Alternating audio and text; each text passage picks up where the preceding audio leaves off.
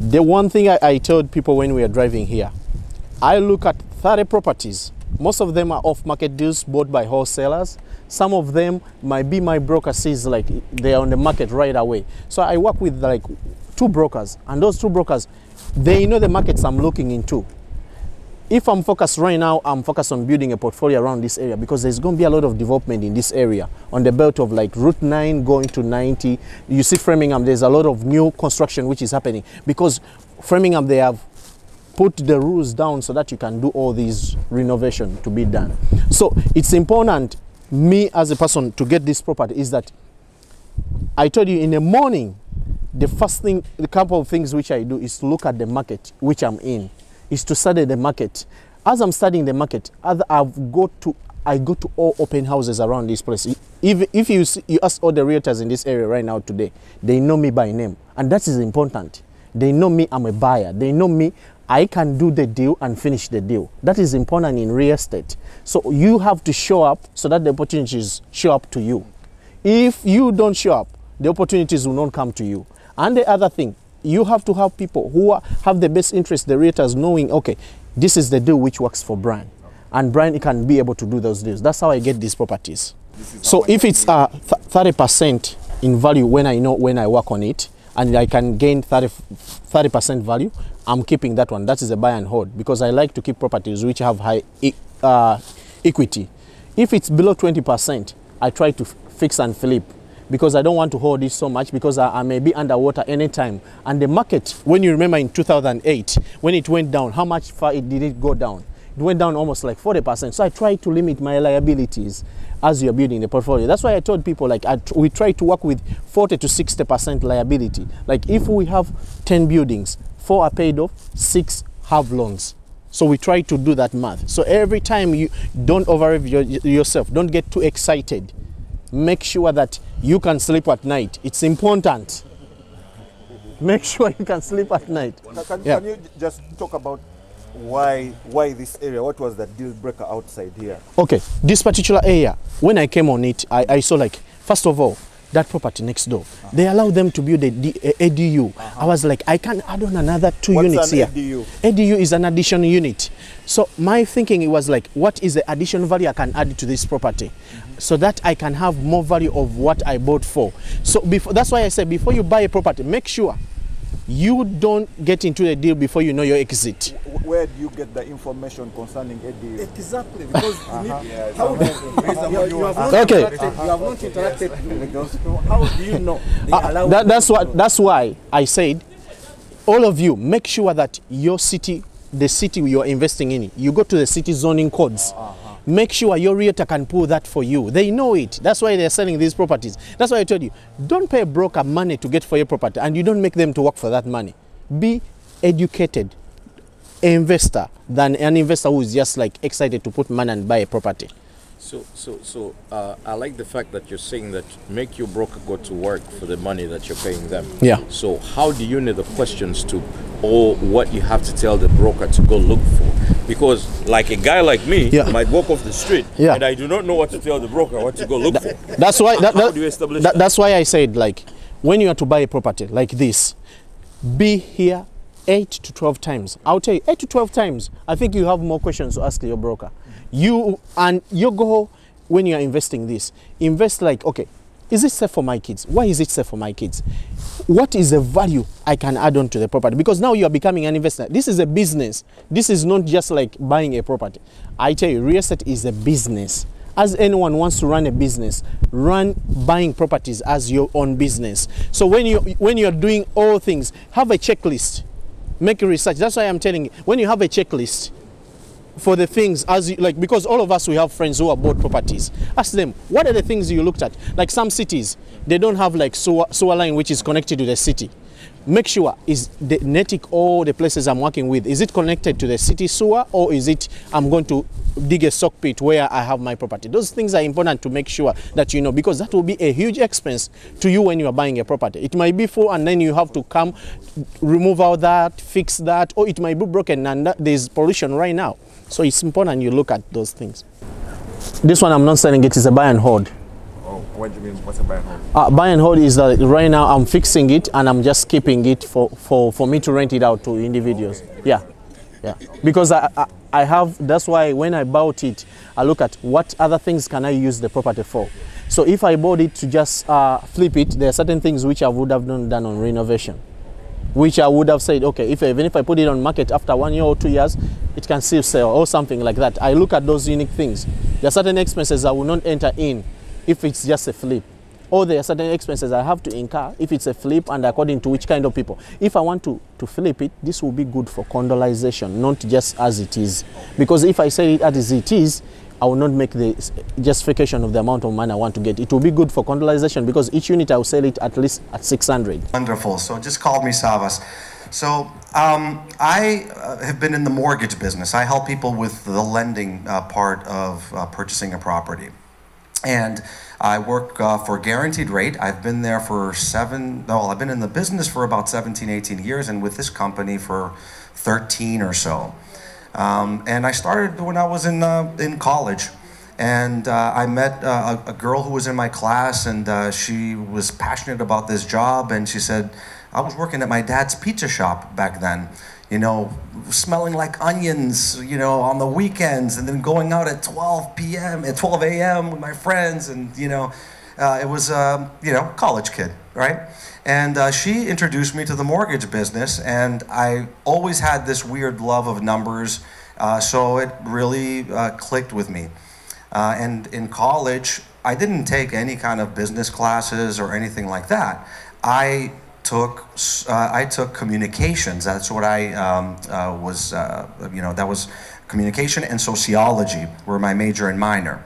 And the best thing that I did in college was the connections that I made and this one woman who introduced me. You never know who you're going to meet and when you're going to meet them that can change the whole trajectory of your life. And that's what happened with me and I landed in this business. And I am very happy, you know, over the last almost 20 years that I've helped so many people that are buying residential properties. And again, it's a real blessing to be here and to be able to share this with you.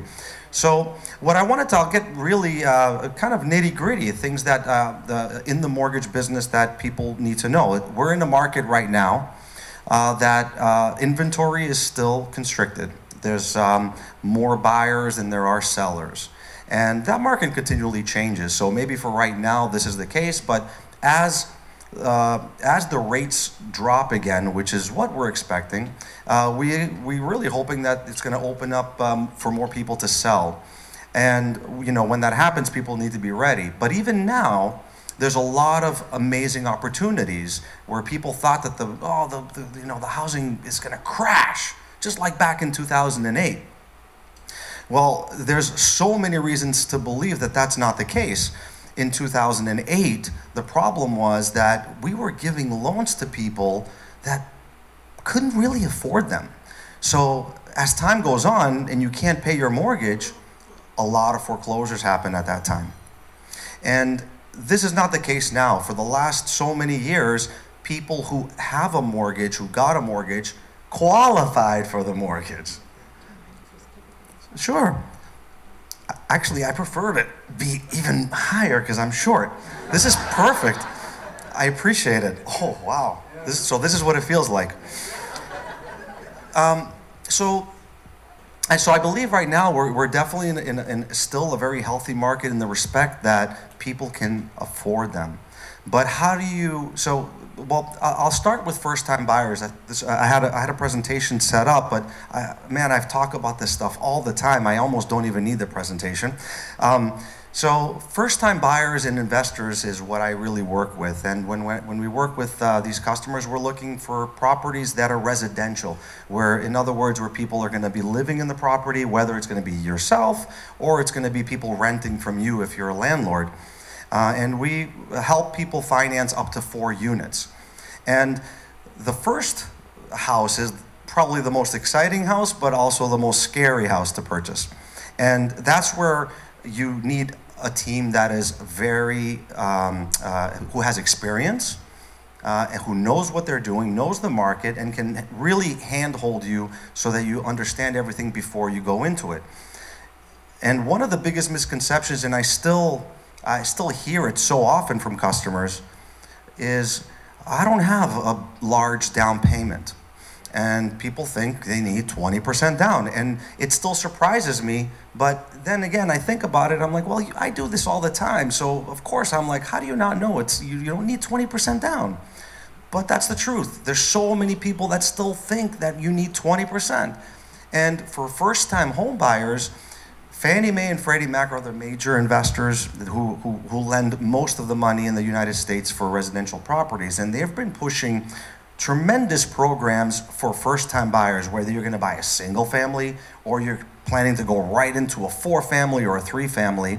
There are programs now that we can use 0% down or 3% down, 3.5% down.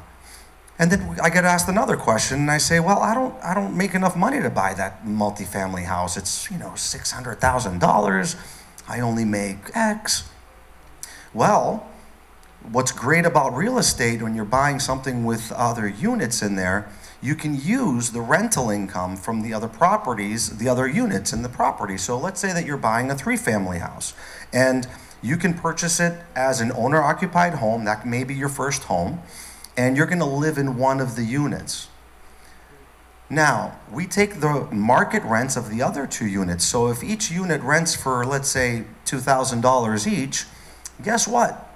Your income just increased $4,000 a month. We take only 75% of that, but we can use more income to help you qualify for those higher purchases.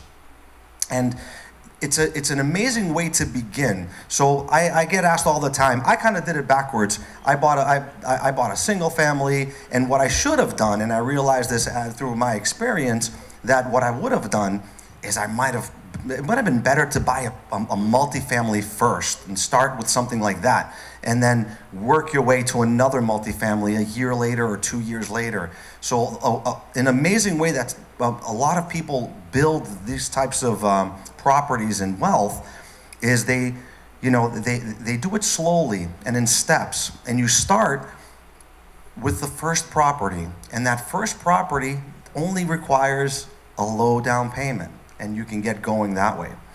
And maybe you just stay with one, or maybe you acquire more because things open up and you have the opportunity. But that's where you would begin.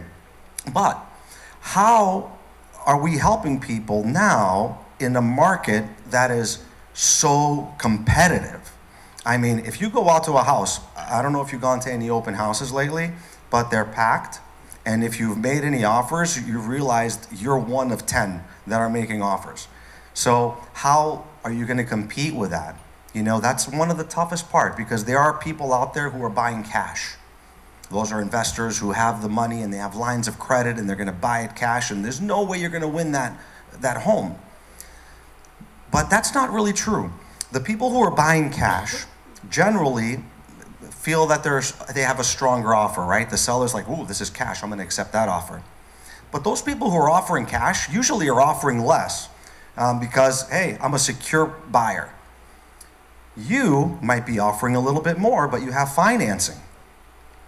So one of the things that have changed in the mortgage industry now, and a lot of companies are doing this, it's not just us, we're approving people in advance with underwriting so that you already have a loan completely approved. So what does that mean? So number one, if you're going to buy a property, you have to have all of your income documents, which means a month's pay stubs, last couple of years of your W-2s, and you give it to your lender. And what we can do now is submit it to underwriting. The loan is basically 100% you're getting this loan as long as the house appraises. That's called a pre-commitment. When you have a pre-commitment, all right, yeah, you're not a cash buyer now, but you're not just regularly pre-qualified. Now underwriting has actually approved you. So finding an edge in this time frame is really important because of how many people are out there. And I do work with a lot of investors as well. So if this is not going to be your first property or multiple, if this is going to be your second or third, there is a larger down payment that's required if you're not going to live in the property. So if you're not going to live in the property, generally you need anywhere from 20 or even 25% down. But if you have a property now, but you don't have the money for an investment, chances are, in the last 2-3 years, if you've owned it, that your value has gone up. And if that's the case, you can take out an equity line on your property as well and have a line of credit that you can access in the event that you find that perfect property, and then you can use this line of credit as the down payment for that next property. So when they say that real estate really is the road to wealth, you can leverage your real estate as you're growing to acquire more and more. Now, that's really what I really wanted to talk about, is just that it all begins with that first step. And that first step is that primary residence. And if you guys have any questions about that, I'm happy to answer them. And that's what Brian, first of all, thank you very much for inviting me. Big round of applause for Brian, please. Amazing, amazing, amazing. So I'm definitely open to questions. That basically can be the decision maker, from a cash flows perspective. So those 7-year arms are basically fixed for a 7-year period. And it's amortized, or your payment is based off of 30 years, so the payment stays low. Those programs are amazing because you're protected for the first 7 years or even 10 years. During that period of time, I'll tell you, there is only a very few handful of people that I worked with that have kept their mortgage for 30 years. Throughout, we're very cyclical. You know, the rates go up, the rates come down every year, every 2 years, every 3 years. It's not unlikely that if you have a house for 20 years that you've refinanced that house or you've changed that loan again multiple times. And the only reason you would do that is because the rate would be better, right? So you'd be putting yourself into a better position by refinancing. And that's why those arms are really, really good, because most people refinance in the first year. I'm refinancing people now that just bought 2 months ago. They were at 7% on a 30-year fixed, and now we're at 6%. That saves them $300-400 per month. They're refinancing that quickly. So that's something to consider. But no matter what you end up doing, the important part is understanding the product and what are the risks, what are the rewards, what your risk aversity is, and how you feel about it. And that's how you would end up deciding what type of program there is. Thank you. Fannie Mae and Freddie Mac, the major investors, they don't have any prepayment penalties. You can refinance in as little as 6 months. You can sell the property, and there's no penalties to do that. As far as your second question, the income portion is very unique, and there's a lot of gray area in there, and you have to sometimes get creative. Not everybody's a W-2 employee. And when you're talking about the different sources of income, there's so many ones that you could be talking about. There's people who call me and they say, I don't have a job, can I buy a house? Well, you have some income, don't you? Oh, I get Social Security, I get maybe disability, or maybe I have a pension. So they technically don't have a job, but that's income. We can use that income. And then there's the self-employed people. Maybe maybe you receive a 1099 instead of a W-2. And there are programs depending on how long have you been doing it. So if the general rule is this: if you've been in the business for 2 years, we can use that income. And a lot of people, when you're self-employed, you take advantage of the tax benefits, right? You can, you write off all these things, depreciation, business use of home, and there's so many other deductions. And maybe you only show $30,000 for the year. But it's not for you to figure that out, it's for me. So a $30,000 net income for a self-employed person, if I look at their tax returns, I can add back a lot of income. There are some deductions that actually are not monetary that are used. Those non-monetary deductions can be added back. So it's not uncommon where if somebody shows $30,000 a year, after you look at their expenses, now they show $60,000, $70,000, because we can add those deductions back. Thank you. Hi, I have two questions. Do you guys operate out of state? So we're nationwide. Okay. And I'm personally licensed, but I can facilitate and help you in every state, but I'm personally licensed in all of New England, Florida, California, New Jersey, Connecticut, Rhode Island, New Hampshire, Maine, Massachusetts. Yeah. Okay, my other would be, how long would it take for someone to qualify? Like for the whole process, if I'm going to take over a loan. So let's say from the time I get a property or a good deal that I'm interested in, how long would it take you for you guys to finance me? Awesome question too. So everything happens up front so that you're ready. And so let's say that we already went through the process. Hello? All right, we're good. Let's say that you came to us today and we looked at your, we're going to take a look at your credit report. We're going to take a look at the income that we're going to request. So pay stubs, W-2s, I'm going to review all of that with the team. Once we know that you're all set and we can give you a pre-approval or a pre-commitment, that's when you begin your search for a property. You have a piece of paper with your maximum amount. Okay? Now you have that piece of paper and you found this property. You have a real estate agent that's going to help you make an offer on that property. Now, that offer, you usually need a little bit of cash up front so you can bind that offer. And you need usually $1,000, depends, it's negotiable. You can give more.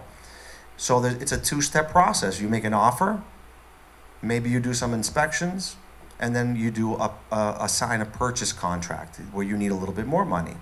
All in all, the general timeline usually is 30 to 45 days. But you can be more aggressive if you're already pre-committed with underwriting. You can close in as little as 10 days. Not a lot of sellers even want to do that because they want some time to move, but there are opportunities sometimes where a seller says, I need to close fast. And you have to basically be in the best position to offer those types of terms so they can, accept your offer. But generally, it takes about 30 to 45 days. Awesome. Oh, thank you. Appreciate it, everybody. He's also one of the sponsors of this event. Small space next to my office. They came over, introduced themselves. We started talking. After a little bit, I said, why are you renting? Rental income just goes to the landlord. Buy your own. And that's how it all started. So they bought their office, they bought their home, they bought investment properties, because they listened. Take out the equity. Sava mentioned that word. Equity means when you're renting a property, that money goes to the landlord. He pays his mortgage. If you're owning a property, that rent that was going to the landlord is actually going into your account, your house. You're paying principal and interest. Interest goes to the bank, but the mortgage payment, the principal goes into your account. So after you put down 20%, 10%, 5%, whatever it is you're putting down, that money is your money. And every month you're paying the principal, it adds. So after 2-3 years, you take out 30, 50,000, whatever your equity is, and you buy another property. That's how it starts. Now, I'm here just to basically simplify the process. The process is you get the pre-approval. You need a lender like Sava. Knows what they're doing, licensed, qualifies you. Don't start looking at property if you don't have a pre-approval. You're wasting your time. You're wasting the realtor's time. There's no need.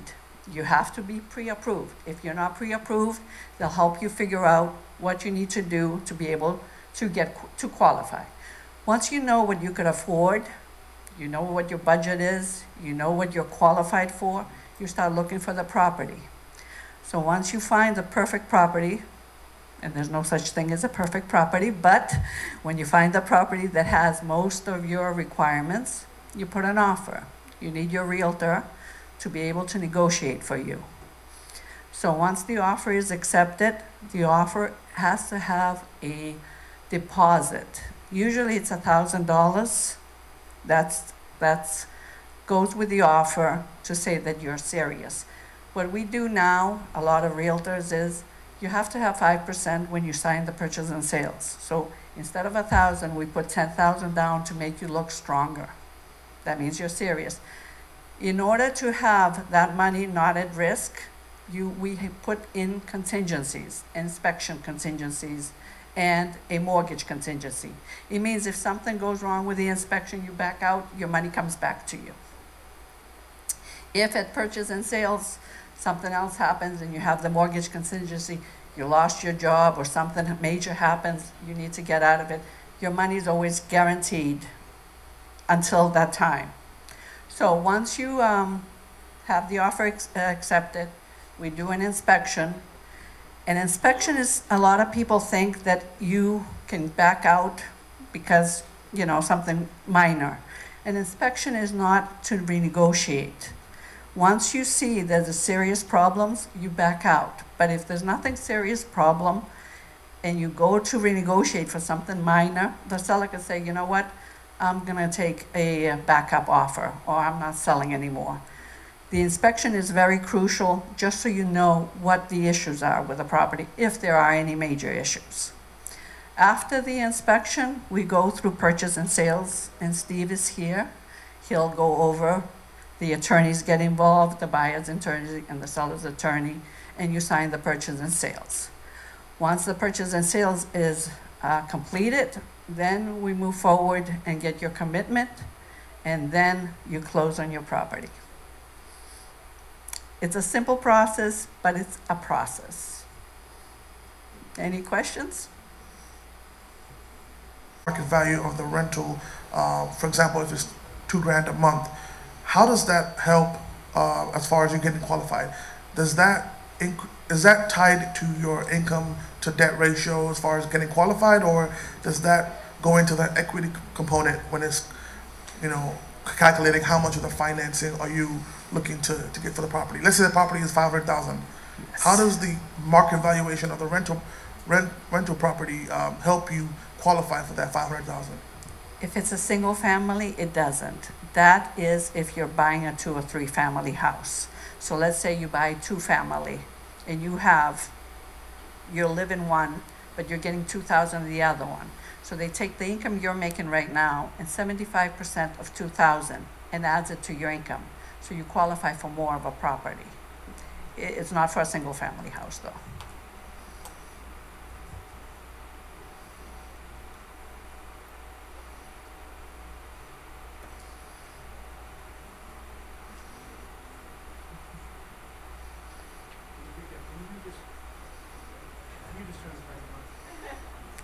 Can you just talk about some of the major inspection items that might cause a buyer to want to back out and not take on the job of maybe a big repair? It's mostly if it's a structural issue and a foundation issue. That would be the major. There's also, you know, the roof. If the roof is very old, it's a big expense. But most of the time, you go in knowing before you put the offer. When you see the property, you can see the roof is old. But if it's something serious structural, you can't see it, or the systems. Those are major. But most of the time, you negotiate. You're not supposed to, but you negotiate with a seller. But if there's many offers on the table, you take on that expense if you really want the property. The only time I would ever back out of an offer if it's something really structural, and that could cause a problem later on. But other than that, we move forward.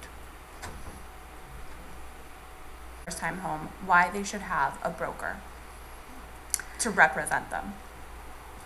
You can't go it alone, a broker, and it's usually a realtor.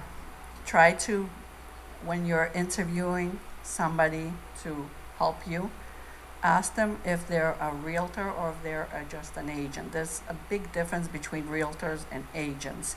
Agents, there's about 80,000 agents just in Massachusetts alone. Out of those 80,000, 10,000 something are realtors. Realtors mean they're full-time. This is their job. They're not doing 2 other jobs plus doing this on the side. Realtors also abide by the code of ethics. This is their business. They take things seriously and they fight and work for you. I mean, when you go into an offer and there's another 10 offers, if your realtor is experienced, knows how to negotiate, you have more of a chance of winning, because this is what we do. We know what we need to do in order to get you the home. Not that we always do, because like they said, it's very competitive right now. Too many buyers, not enough properties. It's, the inventory is low, and if the rates go down a little bit more, another 5 million buyers are coming on the market. It's very competitive. It's not what it was 2006, 2008. That we had too many properties, not enough buyers, too many foreclosures. There was a different, don't listen to, oh, the price is gonna go down, they're gonna go down. They're not going anywhere down. They haven't gone down. Here in Massachusetts, it's another thing. Properties appreciate 5 to 7% every year. The last 2 years, they appreciated 20%. Think about it. If you buy a property, $500,000, 5%, that's $25,000 in 1 year. It will appreciate minimum. So that means you just put another $25,000 in your pocket. It's equity, plus your down payment, plus the payments you make. That's how you build it. It appreciates, it always has. Anywhere near the Boston area, 15, 20 miles around, I haven't seen anything go down. Some properties, one of the properties that Brian and Lois bought, $600,000 2 years ago, sold at $865. That's how much it appreciates. So you could make money. Real estate is how you could become wealthy. It's the only way. Stocks go up and down, everything goes up and down. Real estate just goes up. And that's my daughter, Angelica, that had that question. She's a broker in Manhattan. We're opening up our new office there. So she's been there for almost 6 years and came down to be here for Brian and Lois. Thank you, Angelica.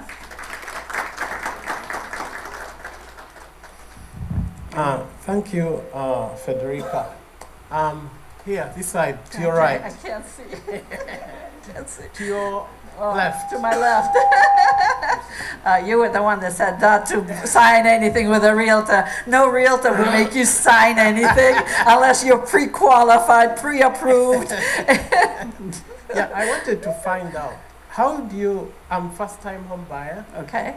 How do I know how much I should pay the realtor and the inspection? How do I determine the fair cost that I'm going to pay the realtor and the inspection, or the costs I'm going to incur? That's a very good question. First of all, realtors on the buyer side are paid by the seller. So first-time home buyer does not pay the commission. The commission is being paid to the realtor, but by the seller, okay? So there's no expense. The second question was very good, and I had my presentation, but I guess that wasn't working. That was one of the things that I was gonna go over. When you put an offer, it's $1,000 or $10,000 as a binding thing. That goes towards your closing cost at the end.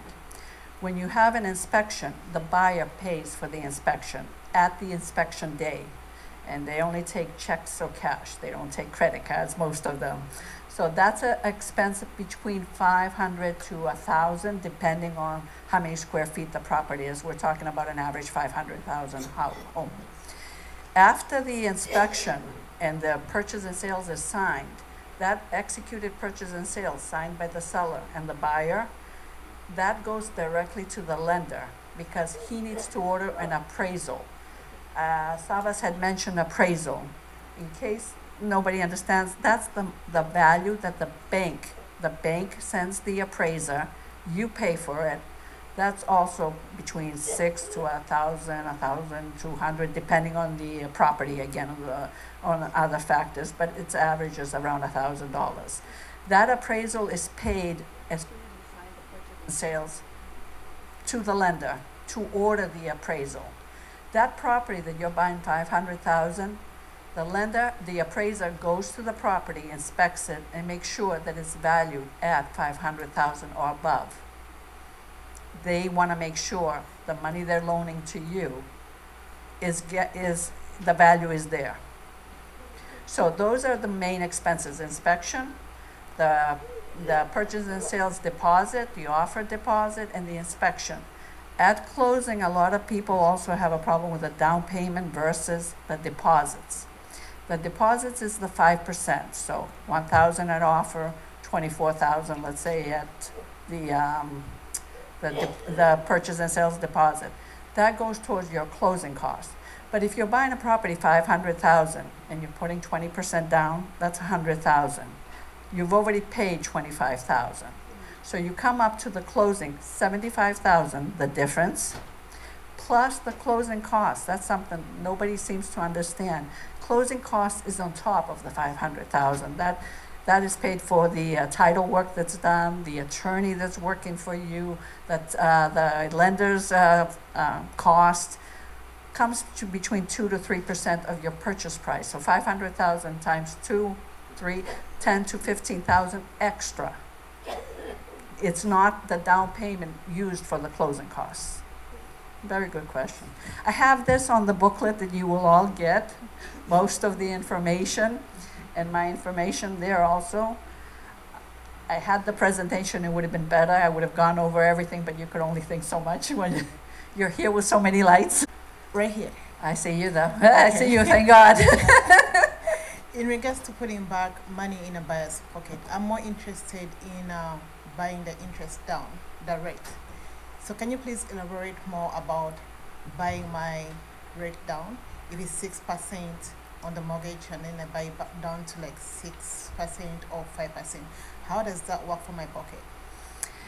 That would be a lender question, but there are 2 programs out there. Okay, one of them is buy 2%. So if you're, let's say the mortgage interest right now is 6%, it's a way to do at the offer, you have the seller pay closing costs.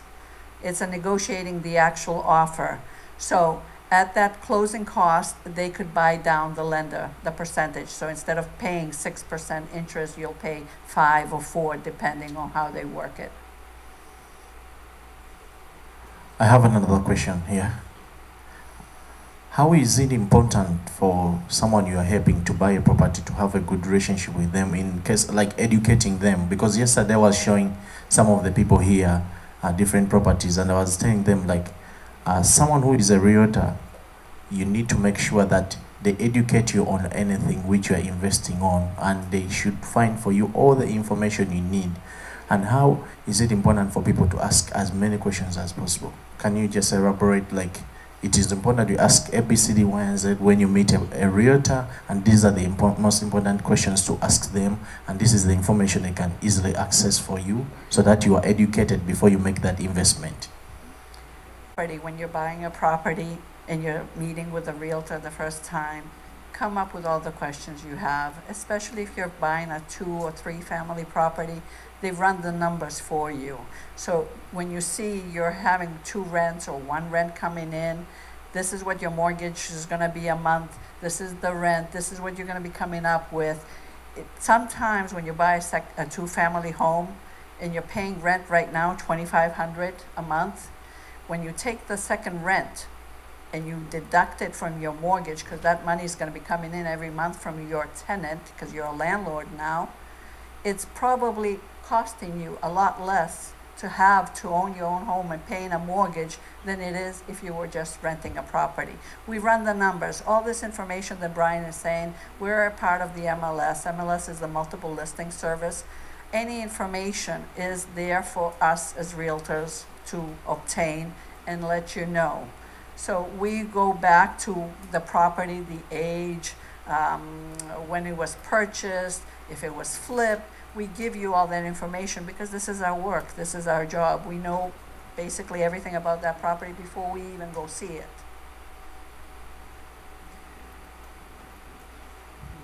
Yes, thank you very much. Thank you very much, Federica. You are very good at property selection, especially investment-wise. I've had the opportunity to just scout a property with you just last week.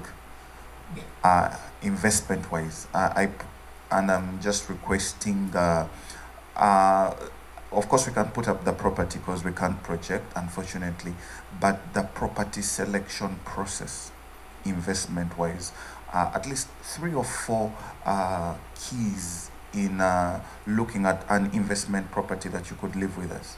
Thank you. Do you want me to go over the Wayland property or the native property? The Wayland.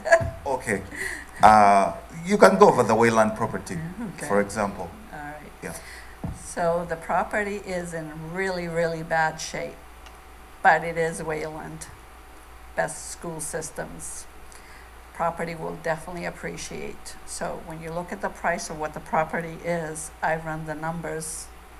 I've been doing this way too long, I think, but I run the numbers of what it would cost to actually renovate the property, what the whole cost is, and what it will be worth afterwards. So the way I ran the numbers, property, let's say it's 600,000, you'll need 300,000 to renovate it, put another 100,000 cost that you never estimate, things could go wrong. So it will cost $1 million for this property. But after it's renovated, the property is worth at least 1.2, 1.3 million. So you just have equity, 200,000-300,000 in a matter of less than a year. I've run these numbers all last 20 years. So it's easy for somebody like me that does this to be able to tell you, yes, this might be worth it, this is definitely worth it, or no, this is not gonna work. Because if you put in this much money and your investment's gonna be less, let's back out, let's not look at it.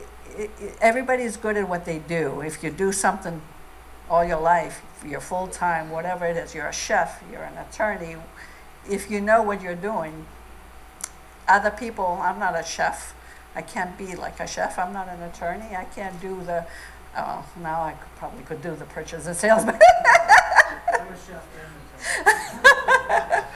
and he's next. You're all lucky to have him here.